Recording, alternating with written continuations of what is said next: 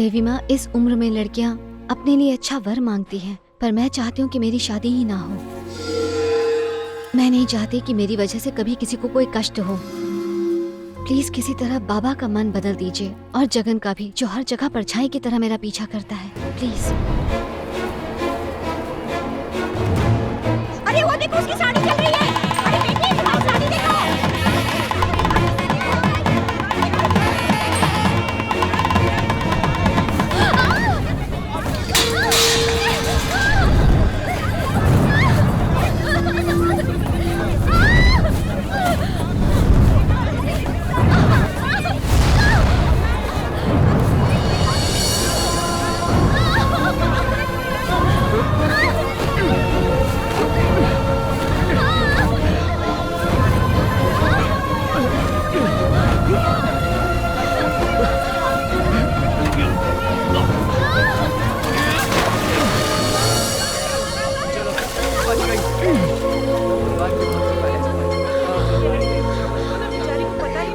अरे बेटा, कब से मैं चिल्ला रही थी कि तुम्हारी साड़ी में आग लगी है, तुम्हें सुनाई नहीं दे रहा था क्या? शोर शराबे में कुछ सुनाई नहीं दिया होगा इन्हें। सुनाई नहीं दिया, लेकिन साड़ी में आग लगने की बात तो आई होगी। हर जगह तो दिए जल रहे हैं, इसलिए शायद ध्यान नहीं गया होगा। चलो जाने दो, इस लड़के के रूप में आकर स्वयं भोलेनाथ ने तुम्हें बचाया है, नहीं तो अनर्थ हो जाता। कम से कम अब तो समझ जाओ ज्योति, तुम्हें भी कोई ख्याल रखने वाला चाहिए। इसलिए नहीं बोल रहा हूँ क्योंकि मैंने तुम्हारी जान बचाई है। मैं चाहता हूँ तुम खुद अपनी हिफाजत कर पाओ। आगे जो तुम्हारी मर्जी।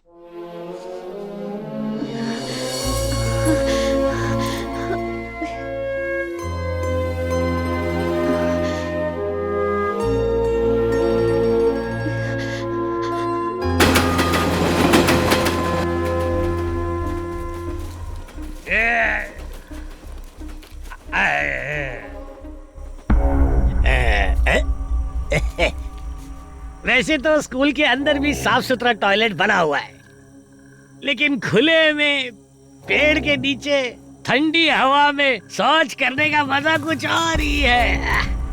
कितना मजा आ रहा है। अरे वाह रे वाह। अरे चुप हो जा, हल्का होने के टाइम पे काहे को डिस्टर्ब कर रहा है। चुप चुप।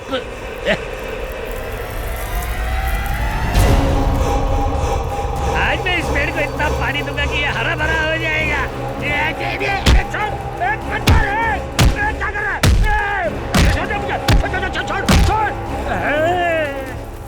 मर गए। ऊपर से पसीना छूट रहा और ये बंद भी नहीं हो रहा है। ये कैसी बात है? भागो भागो यहाँ से।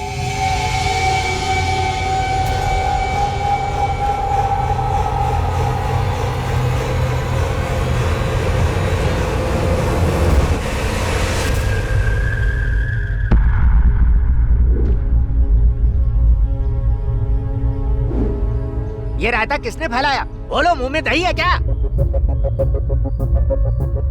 सच बोल दिया तो इनकी भी मेरी तरह पैंट गीली हो जाएगी। अरे तुम ही कुछ बोल दो। मैंने सारा सामान उतरवाकर रूम बंद करके रूम की चाबी इन्हें दे दी थी सर। हाँ दी थी ना, मैंने चाबी आपके कमरे में रख दी थी। तो फिर ये कैसे हुआ?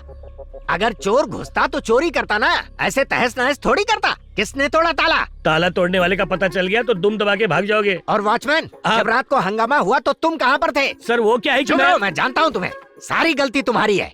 रोज रात को पी के टुन हो जाते हो। तुम्हारी कंप्लेंट सुन सुन के मेरे कान पक गए। सबसे सच्चे इंसान शराबी होते हैं साहब। अगर डीओ साहब यहाँ इंस्पेक्शन के लिए आ गए तो क्या जवाब दूंगा उन्हें? और कोई रास्ता नहीं है। ध्यान से सुनो, जब तक कैंटीन का स्टॉक नहीं आता तब तक तुम सब खाने के इस नुकसान को अपने जेब से भरोगे और बच्चों के लिए खाना लाओगे। और तू वॉचमैन सुन ले, मैं तेरी सैलरी काट लूंगा। कहीं का जाके भूत पकड़ो साहब, हम गरीबों का गिरेबान छोड़ो। पता नहीं ये भूत अब किसका बैंड बजाएगा।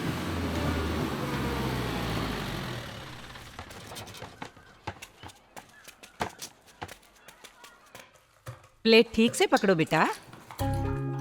हाँ, अब तुम आज लीजिए।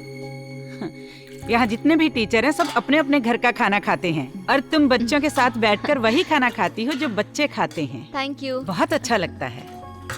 मौसी, अंडा दो। जानती हूँ, तुम्हें तो 2 अंडे भी कम पड़ेंगे।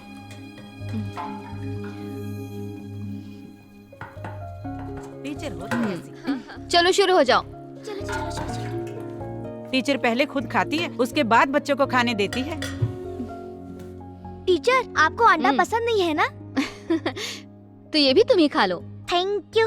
वैसे एक बात बताओ, तुम्हें सब अंडा बिट्टू कहकर क्यों बुलाते हैं? वो क्या है ना टीचर, जब मैं अपनी माँ के पेट में था तो उन्हें प्रोटीन नहीं मिलता था, इसीलिए मेरा पैर टेढ़ा हो गया। अब मैं बहुत प्रोटीन खाता हूँ ताकि मेरे बच्चे भी ताकतवर हो।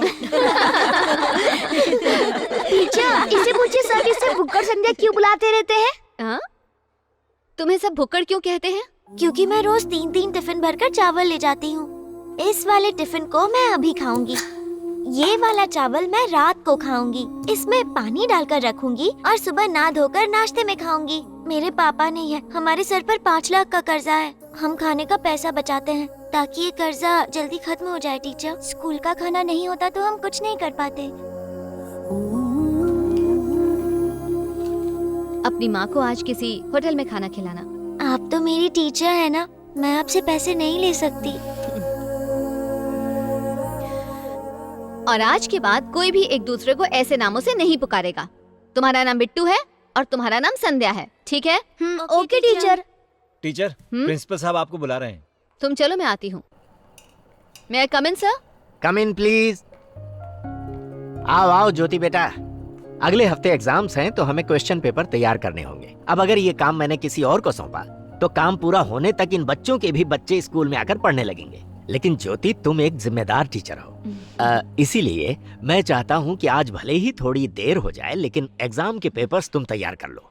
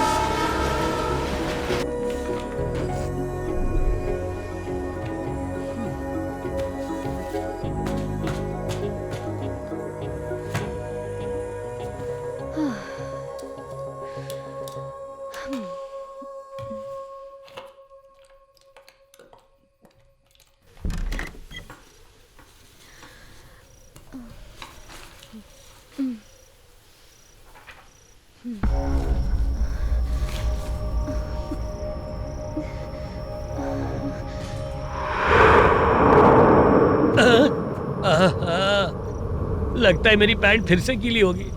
नौकरी से ज्यादा मुझे अपनी जान प्यारी है। 9-2-11 हो जा बाबा।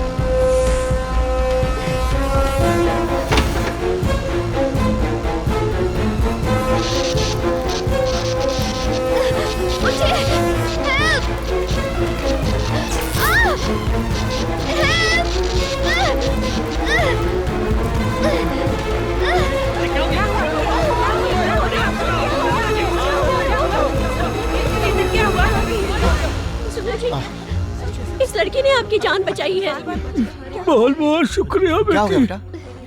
बताओ ना बेटा।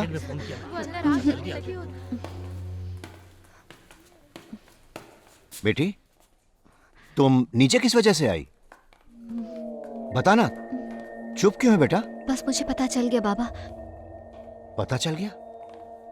कैसे पता चल गया? मुझे महसूस हो रहा था। वही तो पूछ रहा हूँ बेटा, तुम्हें ये आग महसूस कैसे हुई? क्या तुम्हें वो बिजली के तारों की बदबू महसूस हुई? क्या जलते हुए तारों की बदबू ऐसी होती है? हाँ? एक मिनट रुको। ये सुनो। हाँ, खुशबू आई? अजीब सी खुशबू है, अच्छी भी और बुरी भी। हाँ? अब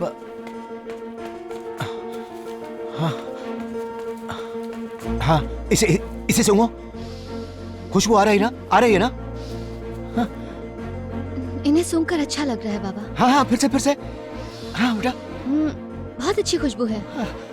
अरे वाह बेटा, तू सूंघ सकती है, तेरी शक्ति वापस आ गई बेटा। हे भगवान, तू सूंघ सकती है बेटा।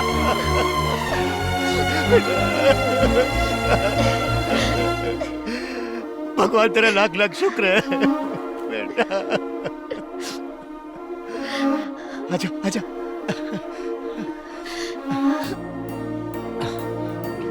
हे भगवान तेरा लाख लाख शुक्र है।